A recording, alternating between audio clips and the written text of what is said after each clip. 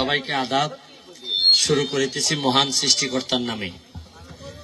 আমি এত দূরে আমি আগে আসি নাই, একদিন খালি আসছিলাম এদিকে 8 নম্বর একটা ব্রিজ বানাইতে, কাঠের ব্রিজ। তো আমারে বলছে যে এদিকের একটা 8 নম্বরের মানুষের ব্রিজে ওইদিকে খুব কষ্ট হয়, তা আমি একটা ব্রিজ বানাই দিছিলাম। তো এইবার এরা গেছিল, বলছিলাম যে আমি আমার টাকা দিয়ে পাকা ব্রিজ বানাই দিব। আমি জানতাম না যে আমি এমপি নির্বাচন করব। এবার একজন আইসে নৌকা লইয়া মাহবুব ভাই, উনিও আওয়ামী লীগ করে, আমিও আওয়ামী লীগ করি, এখানে রজব আলী ভাই আওয়ামী লীগ করে, একলাস ভাই আওয়ামী লীগ করে, সবাই আওয়ামী লীগ করি। তো এবার নেত্রী বলছে তোমরা দুইজনের মধ্যে যে জিতবা সেই হবা নৌকার মাঝি পরবর্তী নির্বাচনের জন্য। নৌকা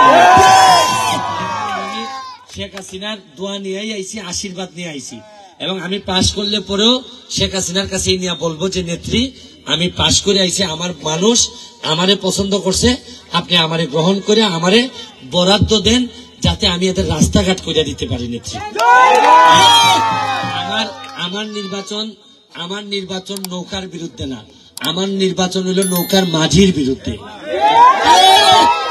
যে মাঝি নৌকার ভোট নিয়ে 10 বছরে একদিনও আসে নাই, যে মাঝি আপনাদের দুঃসময়ে আসে নাই, যে মাঝি যখন আপনারা আন্দোলন করছিলেন এই সময় আসে নাই, যে মাঝি করোনার সময় আসে নাই, এই মাঝি শুধু নৌকার দোয়াই দিয়ে আর কতবার আপনাদের সাথে প্রতারণা করবে।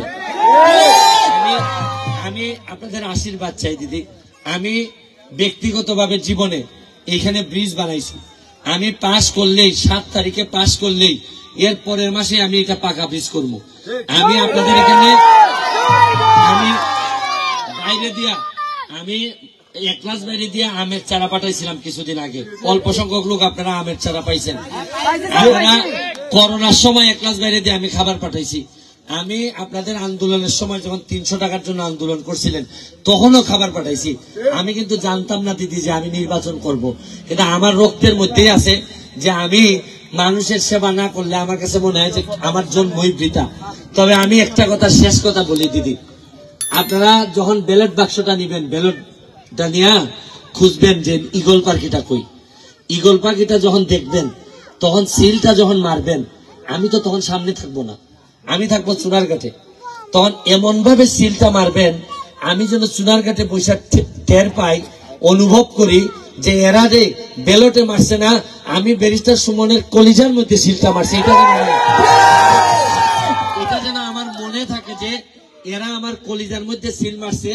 এরা যতদিন কষ্ট করবো রাস্তা নিয়া, এরা যতদিন কষ্ট করব বিভিন্ন জিনিস নিয়া, স্কুল নিয়া, ততদিন পর্যন্ত যেন আমার কলিজায় বেদনা হয়, এবং এই বেদনার কারণে যেন আমি দ্রুত আপনাদের রাস্তা করে দিতে পারি, ব্রিজ করে দিতে পারি। আমি শেষ করব দিদি, আপনারা কি আমার কাছে স্বর্ণ চান, রূপা চান, না হীরা চান? না, আমি তো ভাবছি এগুলা চাইবেন। আপনারা তো মাত্র সামান্য একটা রাস্তা চান, ব্রিজ চান, মন্দির চান, এইগুলা। আমি বলতেছি দিদি, আমি যদি এইবার পাস করি তাইলে আমি মনে রাখেন আগামীবার যদি আসি আমি আপনাদেরকে এমন খুশি করব যে আগামীবার আইসা আর আমি ভোট চাইবো না, আপনারা দলে দলে গিয়া খুশি হইয়া আমার ভোট দিয়ে আইবেন আমার বাড়ি।